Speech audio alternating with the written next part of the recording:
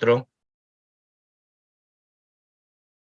referente a circulación. Si tuvieran alguna pregunta, pueden interrumpirme para que no quede dudas durante la exposición. Empezamos entonces unidad 4, circulación, y el primer tema que vamos a tocar ahora es la visión general de la circulación en una correlación de presión, flujo y resistencia. Este primer tema de esta unidad es fundamentalmente de biofísica, por eso que a veces no nos gusta mucho a nosotros los que estamos en el ramo de la medicina este tipo de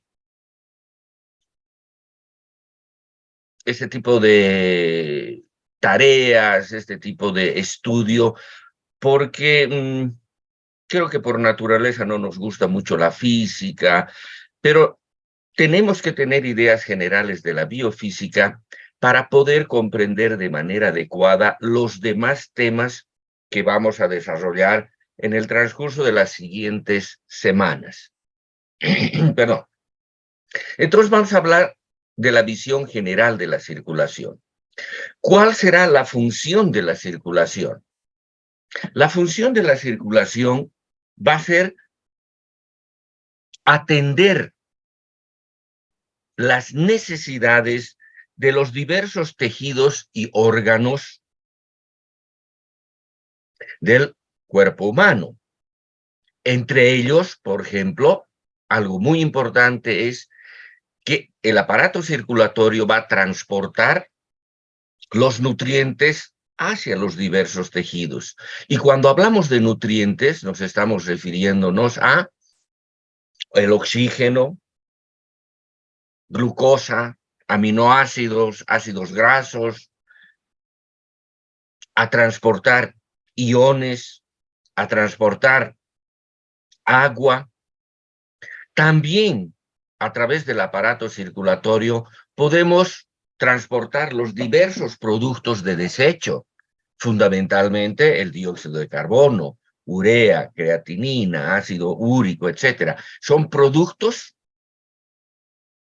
del metabolismo que se ha realizado en las diversas partes de nuestro organismo. Estos productos de desecho deberán ir hacia los órganos encargados de su eliminación, los pulmones, el riñón, el hígado, etc.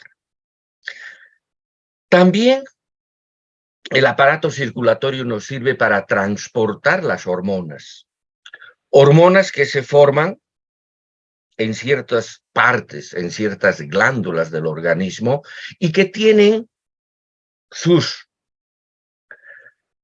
órganos blanco o órganos diana en otras partes, ¿no? Por ejemplo, estamos hablando, de la hormona estimulante del tiroides, que se forma a nivel de la adenohipófisis. Esta hormona deberá ir, como su nombre dice, hacia la tiroides. ¿Para qué?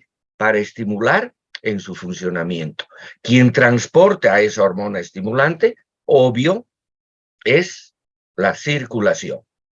Por lo tanto, todas las acciones de la circulación están dirigidas a mantener las condiciones constantes del medio interno. A ese mantenimiento constante de sus condiciones del medio interno se lo llama homeostasia. Eso es lo que se ha visto en el primer capítulo, ¿no? Cuando decimos necesidades de los órganos y tejidos, la mayor parte son necesidades nutricionales, como acabo de mencionar. Pero también existen otras necesidades ya no son nutricionales, sino son necesidades funcionales. Por ejemplo, el riñón, la piel, el encéfalo. En estos órganos, vamos a dar el ejemplo del riñón, la cantidad de sangre que llega al riñón es varias, pero varias veces mayor a sus necesidades nutricionales. Por lo tanto, la regulación de la intensidad del flujo sanguíneo a través de los riñones no estará dada por estas necesidades nutritivas, sino estará dada por su necesidad funcional, ya que sabemos que el riñón es el encargado de regular el volumen líquido corporal y la composición electrolítica del organismo, pero además tiene la función de eliminar diversas sustancias de desecho. Por lo tanto, la intensidad del flujo sanguíneo renal estará dada en función de esa actividad que tiene el riñón. Lo mismo vamos a ver de la piel. Su función es fundamentalmente regular la temperatura corporal. Por lo tanto, cuando hablamos de necesidades de tejidos u órganos, no siempre nos vamos a referir a necesidades nutritivas, sino también en algunos casos a necesidades funcionales. Veremos ahora someramente las características físicas de la circulación. En realidad, esto es un recuerdo anatómico, anatomofisiológico, para comprender mejor cómo trabaja, cómo actúa esta circulación. Si nosotros vemos aquí este dibujo, ¿no? Podemos decir que la circulación se divide en dos. Una circulación sistémica, llamada también circulación periférica o gran circulación, que es la encargada de aportar la sangre a todos los tejidos periféricos del organismo, excepto los pulmones. Por lo tanto, como se ve aquí, el aparato circulatorio tiene esta gran circulación sistémico mayor y esta pequeña circulación menor o la circulación pulmonar. ¿Cuáles van a ser los componentes funcionales? Obvio, esto es un recuerdo, como les decía, netamente anatómico. Empieza con las arterias, fíjense, esta es la arteria aorta, en la pequeña circulación, esta es la arteria pulmonar, y le va a continuar a las arterias, las arteriolas, y por último, el lecho capilar, los capilares. Una vez que abandona la sangre el lecho capilar, se reúne en las diversas vénulas para luego ser recogida esa sangre por las venas. El corazón derecho, recibe la sangre a través de la vena cava inferior y la vena cava superior. Ambas llegan a la aurícula derecha, ventrículo derecho y arteria pulmonar. Y sucede exactamente lo mismo a nivel de la circulación menor. Va a tener su arteria, sus vénulas, su lecho capilar. Este lecho capilar es importante a nivel del territorio pulmonar porque sirve para la hematosis. ¿Qué significa hematosis? El intercambio de los gases, ¿no? Aquí la sangre venosa se desprende del dióxido de carbono y capta el oxígeno. Y después, a través de las venas pulmonares, llega a la aurícula izquierda, ventrículo izquierdo y, por último, sale a través de la aorta para que esta sangre arterial irrigue todos los tejidos y órganos periféricos. Algo interesante que recalcar son los volúmenes de sangre que se encuentran en los distintos componentes de la circulación. El 84% de los 5 litros de sangre que tenemos, porque en promedio más o menos decimos que una persona adulta joven tiene 5 litros de volumen sanguíneo. De estos, el 84% se encuentra aquí, en la circulación mayor o circulación sistémica. Y tan solo un 16% a nivel del corazón y de la circulación pulmonar. De este 84% de sangre que está en la circulación sistémica, el 64% está en las venas y el 13% está en las arterias. Por lo tanto, este territorio venoso debería ser mucho más amplio. Cuando yo doy las clases de manera presencial, este territorio yo lo dibujo 4 veces más amplio por donde está la línea. Por lo tanto, es mucho más gráfico, porque cuando vemos esta figura, parecería ser que hay la misma cantidad de sangre. Y no es así, no es así.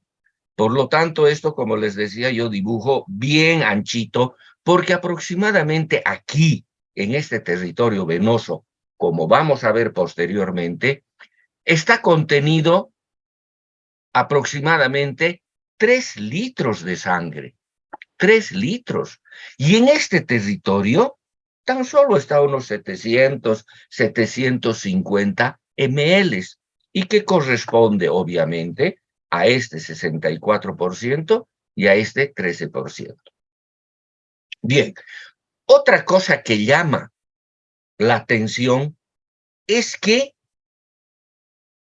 solo el 7% del volumen sanguíneo de esos 5 litros está a nivel del lecho capilar, porque el sumum de la actividad circulatoria se da en los capilares, porque los capilares son los únicos que tienen una pared que permite el intercambio de sustancias.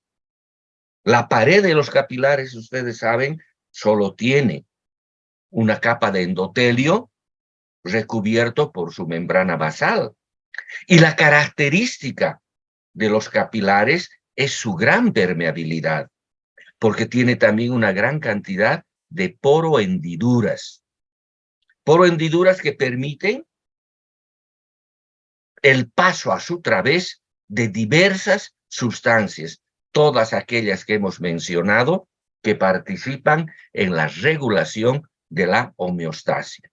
Porque el demás lecho circulatorio no permite el pasaje de las sustancias, porque sus paredes son absolutamente incompetentes para la transferencia de sustancias. Solo aquí, y solo aquí está este 7%. Pero vamos a ver después que la dinámica del intercambio capilar es muy elevada, muy grande. Es suficiente esta pequeña cantidad de sangre que se encuentra en los capilares para realizar todas las funciones de la circulación. Les decía que el 16% está en corazón y pulmones, 7% en corazón y tan solo 9% en los vasos pulmonares. Vamos a hablar ahora de las superficies transversales y su relación con la velocidad del flujo sanguíneo. Cuando hablamos de superficies transversales, también el libro en diferentes partes se refiere como sinónimo a áreas de corte transversal. ¿Qué significa eso? ¿Qué es una superficie transversal o qué es una área de corte transversal? Significa el diámetro, la superficie que se obtiene del diámetro de ese vaso en particular. Por ejemplo, la aorta va a tener 2,5 centímetros cuadrados. Si nosotros ponemos lado a lado todas las pequeñas arterias del organismo, tendrán una superficie de 20 centímetros cuadrados. Si ponemos lado a lado, como un manojo de flores, ¿no? O como un bloque de tallarines, todas las arteriolas lado a lado generarán una superficie de 40 centímetros cuadrados. Fíjense la gran superficie de área transversal de los capilares. Si ponemos a todos los capilares del organismo uno al lado del otro, nos genera 2.500 centímetros cuadrados. Y así, vénulas, pequeñas venas y las cavas. ¿Qué podemos notar que salta a la vista? El mayor diámetro del área de corte transversal, o sea, la mayor superficie transversal de las venas.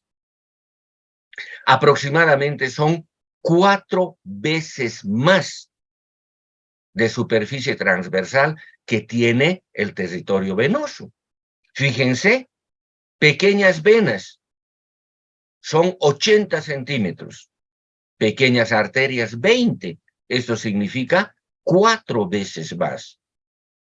Arteriolas y vénulas, lo mismo.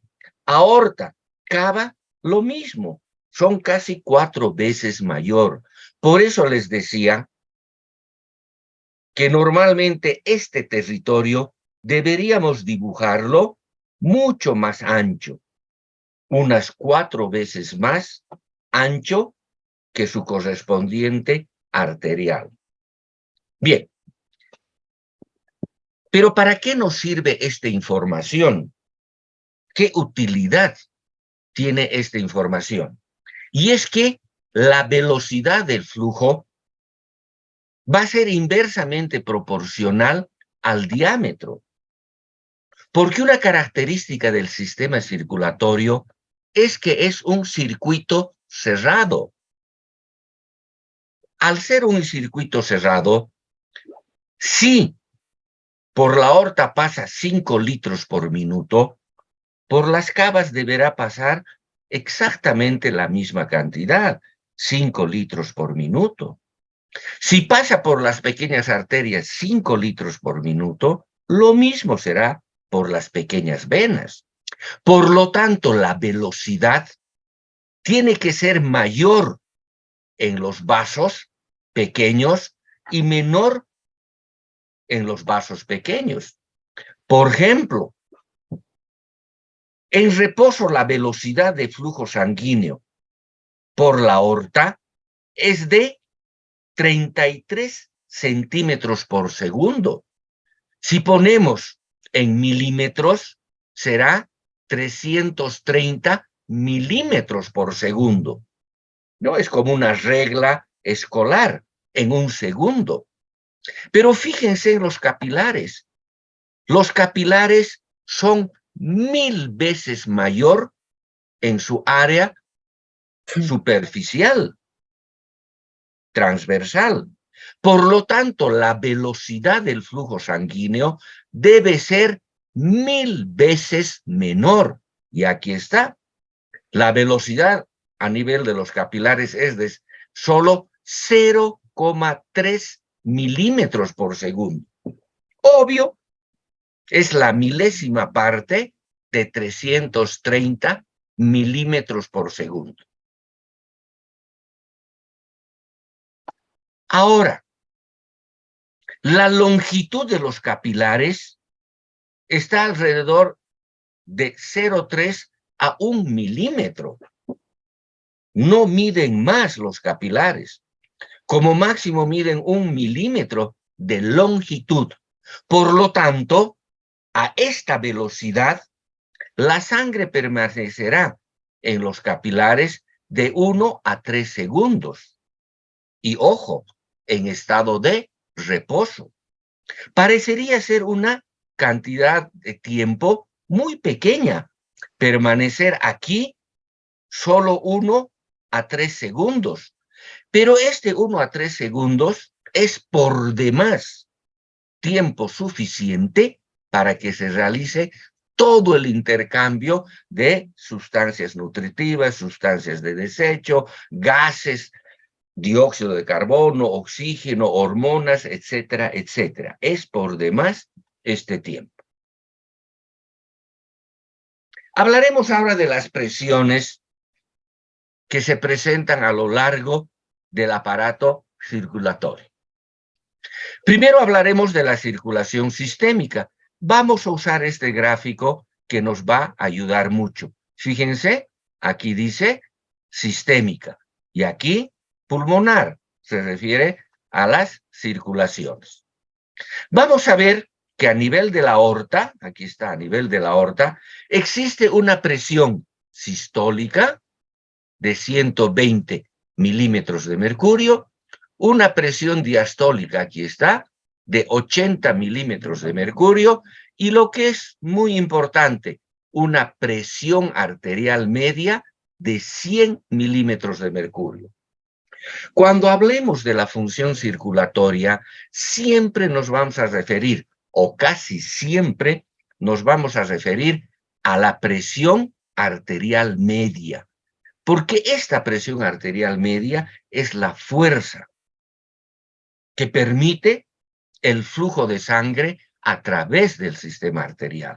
Entonces, siempre vamos a utilizar este término, presión arterial media. Y vamos a ver cómo, conforme va hacia la periferia, la presión va disminuyendo de manera progresiva. Y antes de entrar a los capilares, va a tener una presión aproximadamente de 35 milímetros de mercurio en este lado arterial del capilar. Porque es importante conocer estas presiones capilares, porque es ahí, como ya les he dicho en 2, 3 oportunidades, es ahí donde se realiza la función final de la circulación, el intercambio de sustancias. Entonces, en el extremo tenemos arterial del capilar, 35 milímetros de mercurio. Y en el extremo venoso tenemos 10 milímetros de mercurio. Y así como hay una presión arterial media, también tenemos una presión capilar media funcional, que sería de 17 milímetros de mercurio. Media funcional porque es con esa presión que funciona el intercambio. Si ustedes ven entonces, podemos ver que la presión disminuye desde los 100 milímetros de mercurio hasta 0 milímetros de mercurio, que es la presión a nivel de la aurícula derecha. Presión que también recibe el nombre de presión venosa central y que la vamos a ver con más detalle posteriormente. En la circulación pulmonar se tiene exactamente los mismos parámetros, solo que las presiones son aproximadamente 1/6 parte de los valores que existen a nivel de la circulación sistémica. Por lo tanto, en la arteria pulmonar, fíjense, en la arteria pulmonar igual va a haber una presión sistólica de la arteria pulmonar. ¿Cuánto? 25 milímetros de mercurio. Va a haber una presión diastólica a nivel de la arteria pulmonar. ¿De cuánto? De 8 milímetros de mercurio. Así como hay una presión arterial aórtica media, igual aquí va a haber una presión de la arteria pulmonar media, que es de 16 milímetros de mercurio. También existe una presión capilar pulmonar en los lechos capilares, fíjense, de 7 milímetros de mercurio. 7 milímetros de mercurio. Por lo tanto, podemos decir que la presión a nivel de la circulación pulmonar disminuye desde 16 milímetros, aquí está, 16 milímetros, que es la presión arterial pulmonar media, a 2 milímetros de mercurio.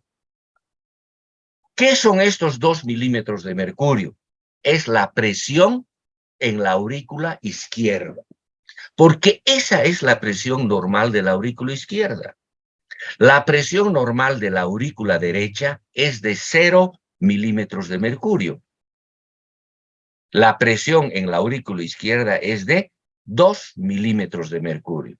Por lo tanto, si ustedes ven, aquí hay una caída de 100 milímetros de mercurio, pero aquí hay una caída de 14 milímetros, porque 16 menos 2, obvio, da 14 milímetros de mercurio. Bien, no sé si se está oyendo de manera adecuada. ¿Tienen alguna pregunta, algo? Se Hola, escucha, doctor. ¿se escucha bien y se ve bien? Todo claro, doctor. Muy Sí, bien, doctor, ya está perfecto. una No tengan, explicación como buena. dicen, no tengan pena de interrumpirme si algo no está claro o amerita que recalque algo más. Bien, entonces continuamos, vamos a hablar de los principios básicos de la función circulatoria. Cuando hablamos de principios básicos, nos referimos a tres accionares en el aparato circulatorio que rigen todo su comportamiento y es necesario conocerlos y comprenderlos, porque de esa manera vamos a entender mucho mejor la función circulatoria. Y aquí tienen los tres, 1, 2, 3. El primer principio básico dice que el flujo sanguíneo de los tejidos está controlada por la necesidad tisular. Y como decía al inicio de esta exposición, la necesidad tisular generalmente es una necesidad nutritiva, pero también pueden ser necesidades funcionales. Como ven aquí, en ocasiones algunos tejidos requieren que su flujo sanguíneo aumente en 20 a 30 veces el nivel de reposo.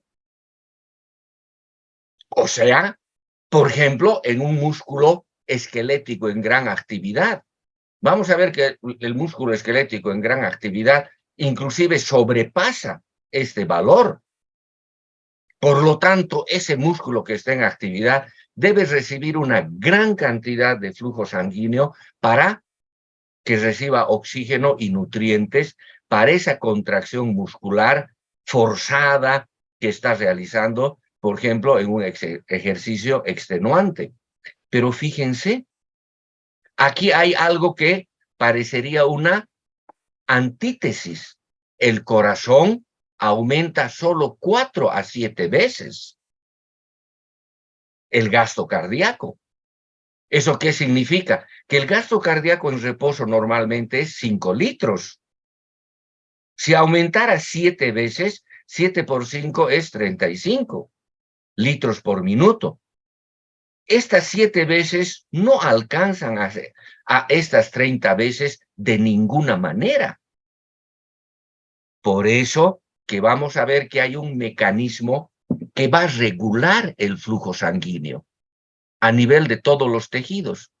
Los tejidos que no están en actividad van a disminuir inclusive su flujo sanguíneo y por lo tanto le van a prestar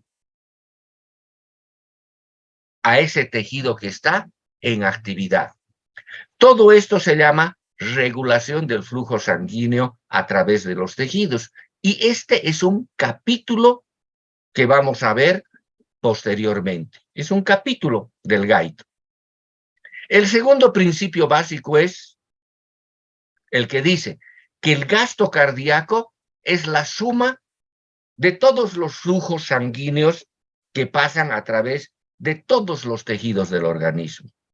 Porque todo lo que pasa, pulmón, riñones, glándulas, músculo, encéfalo, etcétera, etcétera, retorna por las venas al corazón derecho. Y todo lo que retorna al corazón derecho, el corazón lo vuelve a eliminar hacia la circulación sistémica. Por eso aquí dice que el corazón actúa como un autómata, pero hay que ponerle la condición dentro de límites fisiológicos. Por tanto, si le llega los 5 litros de sangre al corazón, este automáticamente nuevamente bombea esos 5 litros. Si le llega 8 litros, automáticamente los 8 litros. Esto han visto en el anterior capítulo, el corazón como bomba. ¿Lo ve? Ahí está la regulación intrínseca y la regulación extrínseca. ¿No ve? Regulación intrínseca, el mecanismo de Frank y Starling. Y la extrínseca, regulada por el sistema nervioso autónomo, simpático y parasimpático. No estamos hablando de nada diferente, estamos recogiendo esa información previa. ¿Cuánto más o menos son los límites fisiológicos? Aproximadamente 13 litros. Cuando le llega más de 13 litros al corazón, este ya debe echar mano a su regulación extrínseca, como vamos a ver después, porque este es otro capítulo del Guyton, regulación del gasto cardíaco y el retorno venoso. O sea, que los vamos a desarrollar con mucha más precisión luego. Y el tercer principio básico dice que la regulación de la presión arterial es independiente. ¿De qué? De estos dos componentes. Presión arterial se regula de manera independiente al flujo sanguíneo local y al gasto cardíaco. ¿No? Vamos a ver que inclusive son 2 capítulos que nos van a hablar de regulación de la presión arterial. Un capítulo habla de la regulación rápida de la presión arterial y el otro capítulo habla del control de la presión arterial a largo plazo. Función renal líquido corporal. Someramente podemos decir que en el control de la presión arterial, fundamentalmente rápido, se van a producir frente a un cambio de presión, por ejemplo, una caída de la presión arterial, 3 respuestas nerviosas, mediadas fundamentalmente por el sistema nervioso simpático, que van a aumentar la eficacia del corazón como bomba. ¿No ve? Sabemos que una descarga simpática puede triplicar la frecuencia cardíaca y puede duplicar la fuerza de contracción. Por lo tanto, este accionar aumenta la eficacia como bomba. También esta estimulación provoca una contracción de los grandes reservorios venosos, lo que les decía del territorio venoso.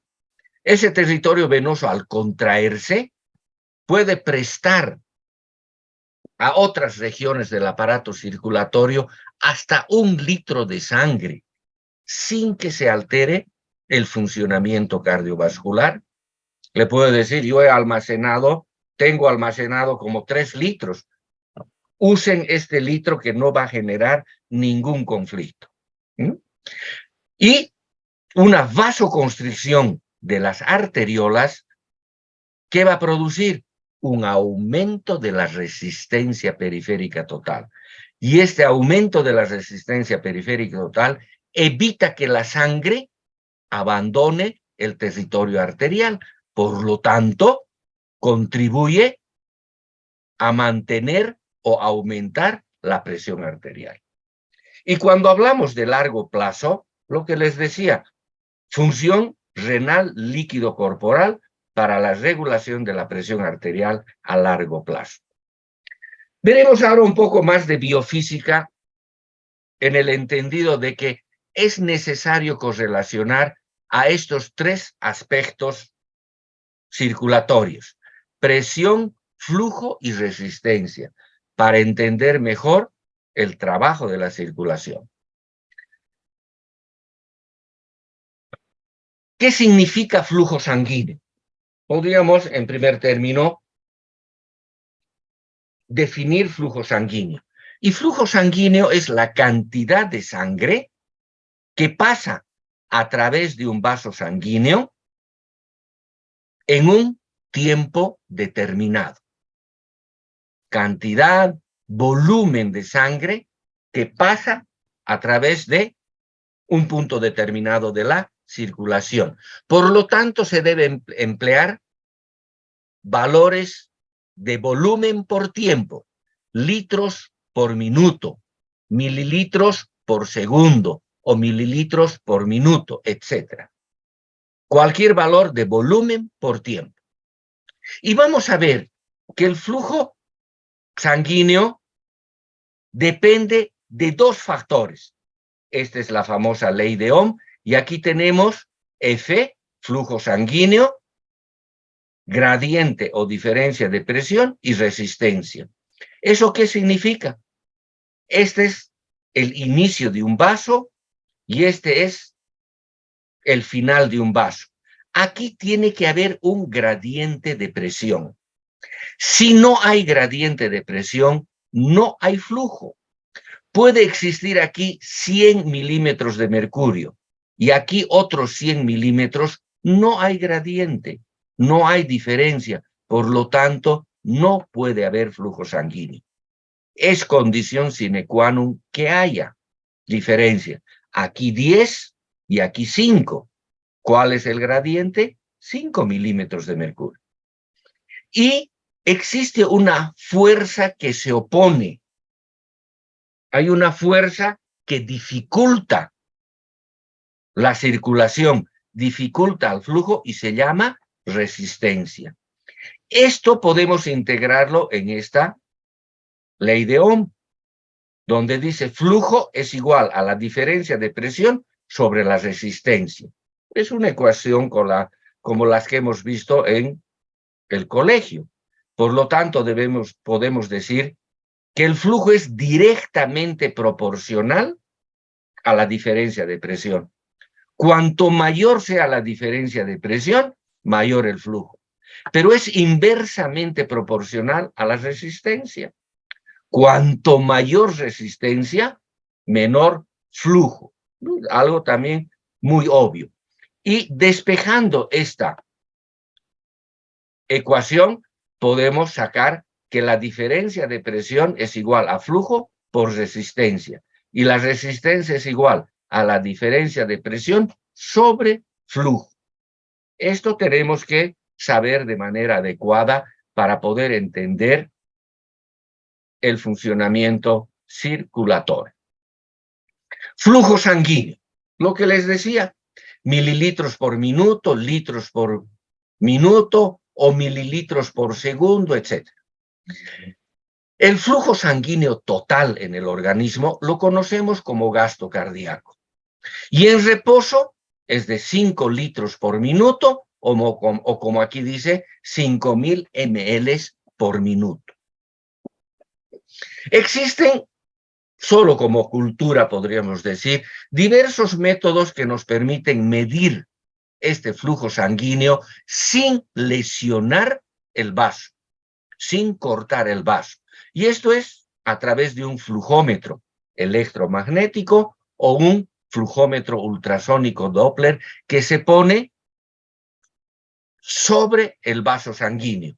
Y este aparato electrónico nos indicará el flujo que tiene un vaso sanguíneo en particular. Este flujo sanguíneo puede tener dos características. Puede ser un flujo aerodinámico o puede ser un flujo turbulento. Cuando decimos flujo aerodinámico, es sinónimo de decir flujo laminar. ¿Qué significa uno y qué significa el otro? Aquí está el ejemplo.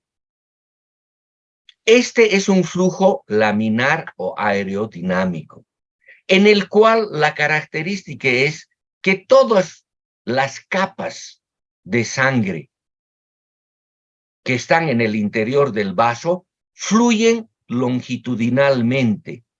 Fluyen longitudinalmente, fíjense, todos están fluyendo rectito.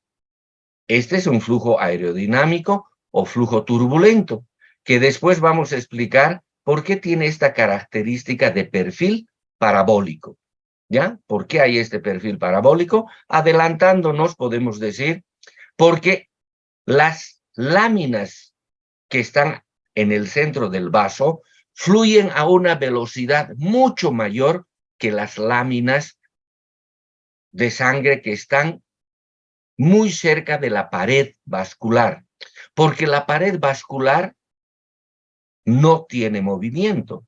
Por lo tanto, aquí se va a producir un roce, una fricción que va a detener, que va a dificultar este flujo. Pero esta capa ya se está deslizando sobre una capa en movimiento, por lo tanto tiene mayor velocidad. Esta se está deslizando sobre capas que tienen más movimiento, por lo tanto lo hacen a una mayor velocidad. Y el flujo turbulento es este que se presenta en este vaso, donde ya no hay un flujo continuo unidireccional, sino, fíjense, que se producen flujos transversales, y esto genera corrientes de torbellino, o lo que comúnmente conocemos remolinos. Es lo que vemos, por ejemplo, en el curso de agua, un río, ¿no ve? Cuando hay obstrucciones, rugosidades, comienza a formarse remolinos. La característica de este flujo turbulento es que tiene una menor velocidad de flujo, porque fíjense, está yendo en direcciones anómalas. Por lo tanto, para mantener una presión, una velocidad adecuada, necesitamos ejercer una mayor presión. Cuando hay flujo laminar, con una menor presión conseguimos una velocidad de flujo adecuada. Pero si hay flujos con corrientes parásitas, corrientes de torbellino o remolino, para mantener esa velocidad igual, tenemos que aumentar mucho esta presión que recibe, ¿no? Esa es la característica. Este flujo turbulento se va a dar en diversas situaciones. En primer lugar, cuando la velocidad del flujo es muy alta. Por ejemplo, a nivel de la aorta, hemos visto que el flujo sanguíneo es de 33 centímetros por segundo. O sea, durante el periodo de eyección rápida, que también lo han visto en corazón, el periodo de eyección rápida, la velocidad de flujo es alta y normalmente se va a producir flujo turbulento en la raíz de la aorta o en la raíz de la arteria pulmonar durante la fase de eyección rápida. Se va a producir también flujo turbulento cuando la sangre pase por obstrucciones, cuando la sangre haga un giro brusco o cuando pase por una superficie rugosa. Todo esto es lo que les decía, genera corrientes de torbellino, corrientes parásitas, corrientes de remolino. El inconveniente genera una resistencia mayor. Por lo tanto, para vencer esta resistencia mayor, yo debo aplicar mayor presión al sistema. Aquí tenemos RE, significa el número de Reynolds. Este número de Reynolds es el que nos da la tendencia a la turbulencia y relaciona la velocidad, el diámetro, la densidad y la viscosidad. Solo como comentario, ¿no? Porque no tiene mayor interés, sino el saber que cuando este número de Reynolds está aproximadamente entre 200 a 400, no va a ocurrir flujo sanguíneo en las partes rectas de la circulación. Sí ocurrirá donde hay estas condiciones. Pero, por ejemplo, en la raíz de la aorta y de la pulmonar, este número de Reynolds puede sobrepasar las 1000 o 2000 unidades. Obviamente, entonces, en esa circunstancia se va a presentar el flujo turbulento. Pasamos ahora a ver presión sanguínea. ¿Cómo podemos definir a la presión sanguínea? La presión sanguínea es la fuerza ejercida por la sangre contra un área determinada de un vaso sanguíneo. ¿Qué unidades usamos? Milímetros de mercurio o centímetros de agua. Y 1 milímetro de mercurio, vamos a ver que es igual a 1.36 centímetros de agua. O si quieren mantener milímetros, podemos decir 1 milímetro de mercurio es igual a 13,6 milímetros de agua. Cuando decimos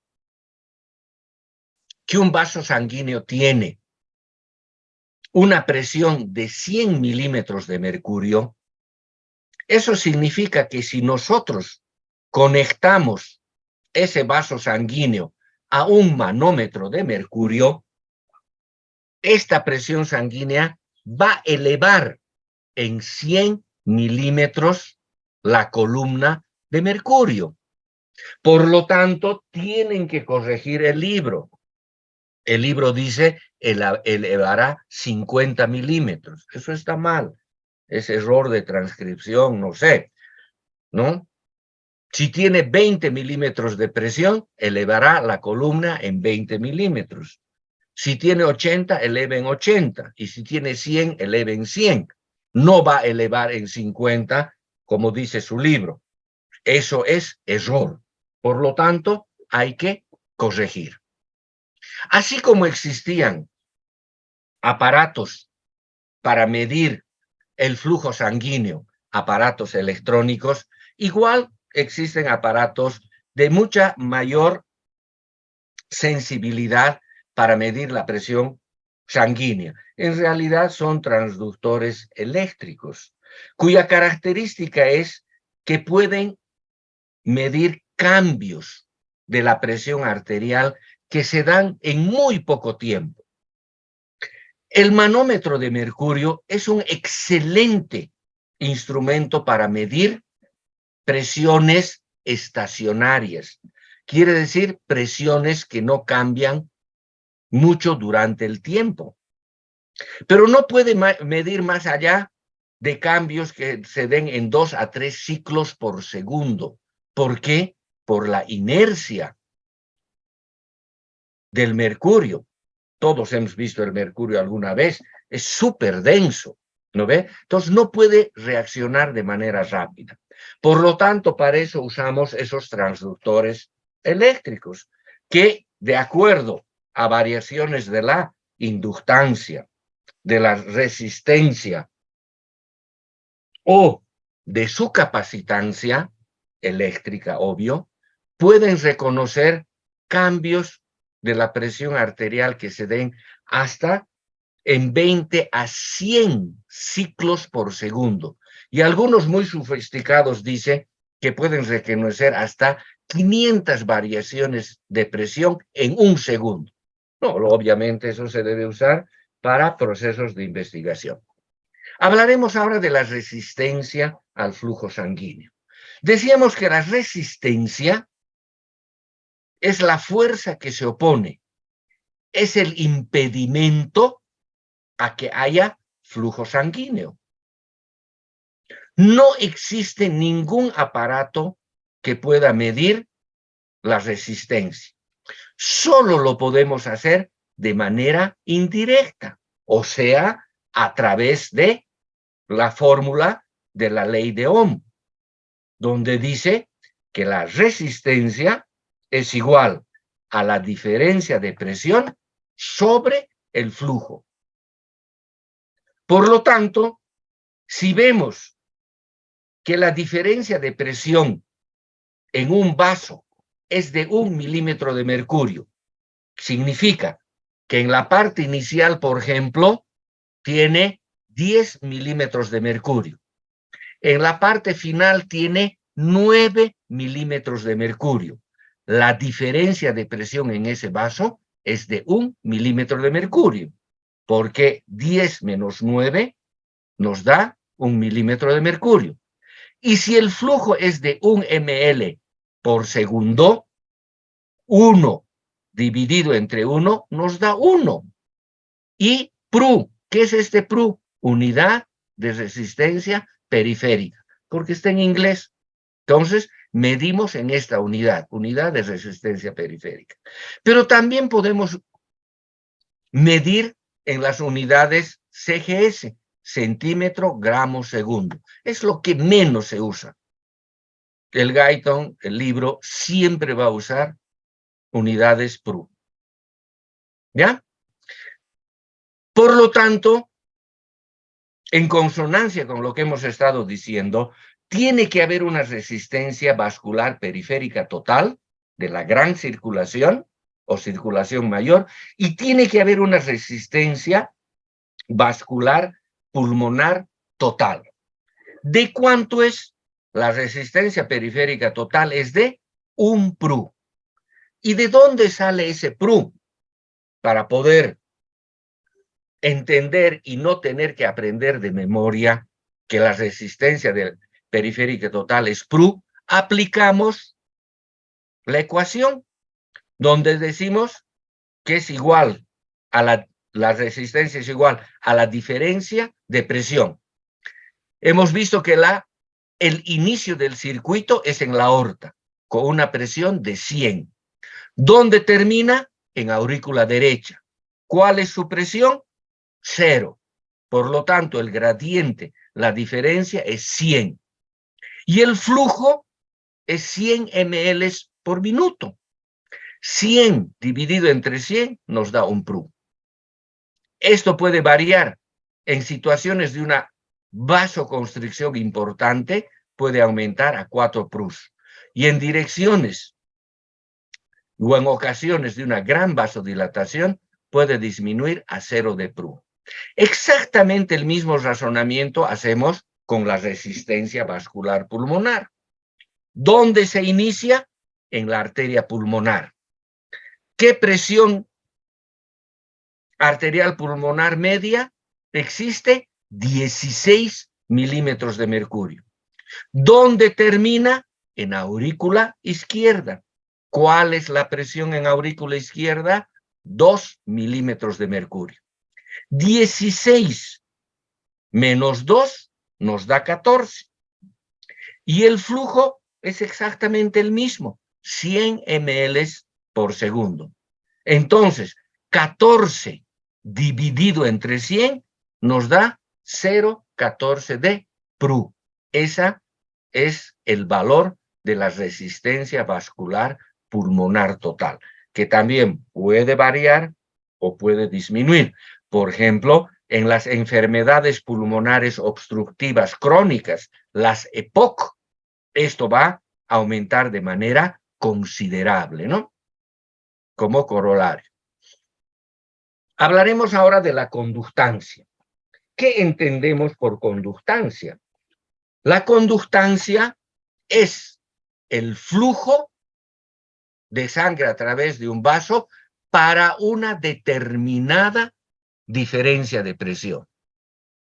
Por lo tanto, expresamos en flujo, volumen por tiempo y por presión. Mililitros por segundo por milímetro de mercurio. Litros por minuto por milímetro de mercurio de presión. ¿Ya? Bien. La conductancia es inversa a la resistencia. ¿Qué significa? Que cuanto menor la resistencia, va a ser mayor la conductancia. Cuanto menos oposición haya, obviamente, un vaso sanguíneo va a conducir una mayor cantidad de sangre. Y esta conductancia está influenciada de una manera muy, pero muy importante con el diámetro del vaso. A ver, ¿alguien está haciendo estas rayas o yo estoy haciendo? Hola, ¿me oye?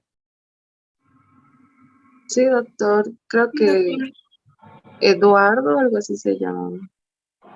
Ah, ya, no es que yo estoy haciendo, que estoy manejando mal. Entonces le pediremos a Eduardo que no raye la pizarra virtual. Continuaremos entonces.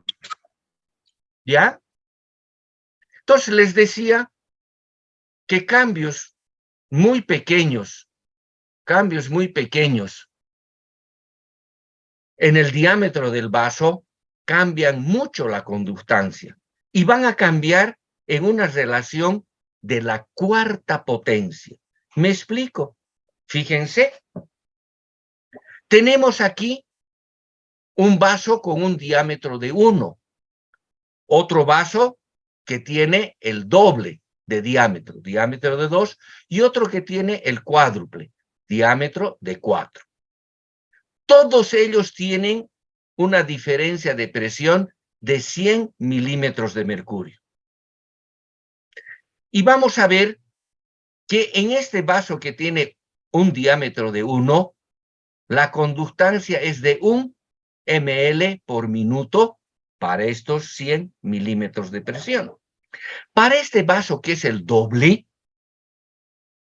tendríamos nosotros la intencionalidad de decir que va a ser el doble. No, fíjense, es 16 ml por minuto. Esto significa 4 veces en potencia. 2 por 2, 4. 2 por 4, 8. 2 por 8, 16.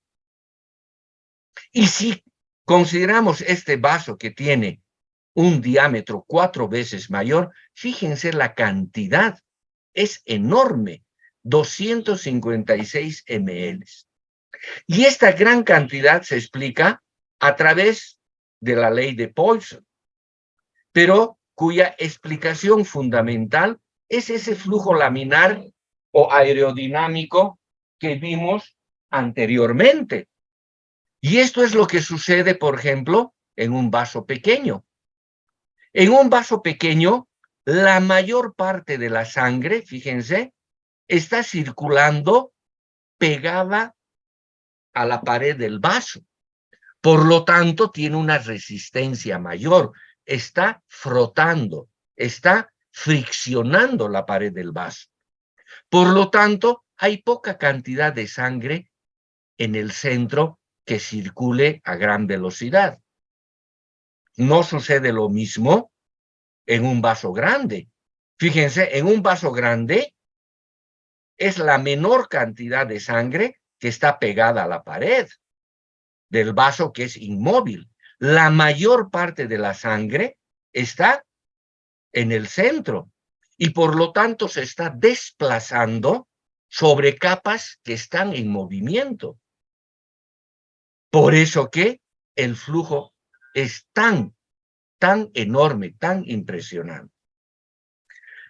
Hemos visto que los vasos sanguíneos desde una máxima vasoconstricción hasta una máxima vasodilatación, podrían variar su diámetro en 4 veces.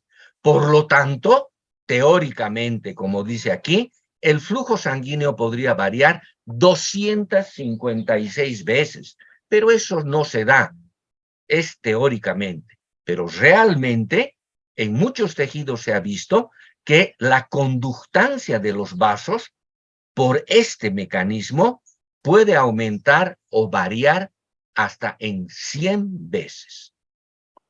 Hablaremos de la resistencia, nuevamente, que hemos visto que es el impedimento al flujo, la fuerza que se opone. Y la resistencia en los vasos sanguíneos pueden ser en serie o en paralelo. En serie significa como el trencito, uno detrás de otro. Por ejemplo, en la circulación general, arterias, arteriolas, capilares, vénulas, venas, la resistencia total va a ser la suma de todas estas resistencias individuales. Pero en muchos territorios, un vaso sanguíneo da lugar a colaterales. Estas colaterales lo que hacen es disminuir la resistencia total, porque son vías accesorias al flujo sanguíneo. Por lo tanto, cuando el lecho vascular está en paralelo, la resistencia total va a ser menor que las resistencias individuales, ¿no? Perdón, el hematocrito, viscosidad de la sangre y cómo actúa sobre la resistencia. Podemos decir de manera genérica que a mayor viscosidad existe un menor flujo sanguíneo. Y eso es bastante obvio. Esto lo podemos ver inclusive en las actividades cotidianas que tenemos en nuestra vida. El hacer circular agua es mucho más fácil que hacer circular aceite, porque el aceite es muy viscoso, ¿no ve? Lo mismo sucede con la sangre. La sangre es mucho más viscosa que el agua. Aproximadamente su viscosidad es 3 veces mayor que la del agua. ¿Por qué hay esta viscosidad? Por la presencia de los eritrocitos. Los eritrocitos generan una fricción entre ellos y contra la pared vascular. Por lo tanto, eso aumenta la resistencia, disminuye la velocidad de flujo. Entonces, podemos decir que cuanto mayor cantidad de eritrocitos, obvio, va a haber mayor viscosidad. Si hay menor cantidad de eritrocitos, la viscosidad va a ser menor. Y aquí vemos, el hematócrito es el que nos permite determinar cuánto por ciento de la sangre está formada por eritrocitos. Este es un tubo de Winthrop que nos sirve para determinar el hematocrito. Está graduado en 100 partes, se pone sangre hasta aquí y se centrifuga. Por su mayor peso específico, los eritrocitos se van abajo. Y esto es plasma. Por lo tanto, si nosotros miramos aquí, podemos decir que el eritrocito será unos 46, ¿no? Por ciento, porque de 100 partes, 46 son eritrocitos. A nivel dermal, un hombre adulto tiene 42 y la mujer 38. En Cochabamba nosotros estamos más o menos a 2.600 metros sobre el nivel del mar. Por lo tanto, normalmente hay que sumarle unos 3, unos 45 es lo normal. Y en la mujer vamos a entrar en unos 41. Pero si la persona vive a mayor altitud, La Paz, Oruro, Potosí, obvio, va a aumentar el número de eritrocitos, pueden tener inclusive policitemia, ¿no? Y su hematocrito va a estar muy elevado. O puede la persona tener anemia de diferentes causas. Por lo tanto, su número de eritrocitos va a estar disminuido. Y también el grado de actividad es importante. Los deportistas, ¿no? Aquellos que tienen una actividad muscular importante de manera constante, van a tener un mayor número de eritrocitos, porque sus músculos, obvio, requieren una mayor cantidad de oxígeno. Aquí podemos ver lo que hemos dicho. Fíjense, la viscosidad del agua es 1. Usamos ese patrón, viscosidad 1. La viscosidad del plasma es 1.5. Y la viscosidad de la sangre, para un hematócrito más o menos de 42, es de 3 más o menos, entre 3 a 4 dice. Generalmente usamos 3. Pero fíjense, si el hematócrito aumenta 50, 60, 70, fíjense, la viscosidad de la sangre puede llevar a 10 veces más. Fíjense, policitemia de 60 a 70 aumenta la viscosidad 10 veces más. ¿Y esto qué conlleva? Que necesitamos aumentar la presión arterial de manera importante para hacer circular esta sangre muy viscosa. Eso genera una sobrecarga al corazón. Es por eso que las personas que radican en las ciudades altas de nuestro país y desarrollan policitemia, obviamente van a desarrollar una hipertensión arterial importante. Y una hipertensión arterial importante daña al corazón, desgasta al corazón. Por lo tanto, ¿qué se le aconseja? Ir a lugares más bajos para que disminuya el número de glóbulos rojos, disminuya la viscosidad de la sangre y disminuya su presión arterial. Cuando la presión arterial se eleva, la tendencia es aumentar el flujo sanguíneo, obvio, porque aumenta la diferencia de presión. Pero aquí entra un mecanismo compensador que se llama autorregulación y que atenúa este efecto del aumento de la presión sobre el flujo sanguíneo. Me explico. Cuando aumenta la presión arterial, va a aumentar la cantidad de sangre que recibe un tejido. Pero esa cantidad de sangre que recibe el tejido es excesiva para sus necesidades. Por lo tanto, el propio tejido comienza a autorregular su flujo sanguíneo. Entonces, comienza a haber una vasoconstricción arteriolar. Y dice, yo no necesito un litro por minuto, yo necesito medio litro por minuto. Y a pesar de que la presión arterial, fíjense, está alta, el flujo sanguíneo no varía de manera importante.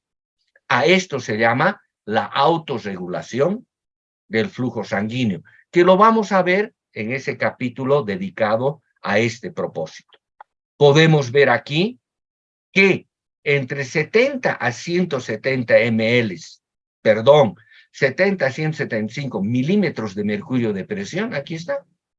De aquí, desde aquí hasta aquí, no hay un cambio significativo del flujo sanguíneo, a pesar que una variación muy importante de la presión arterial está existiendo. Esta es la autorregulación. Es otra forma de mostrar lo que les he dicho, esta gráfica, donde vemos aquí presión arterial nuevamente y flujo sanguíneo. Fíjense, el azul es lo normal, ¿no?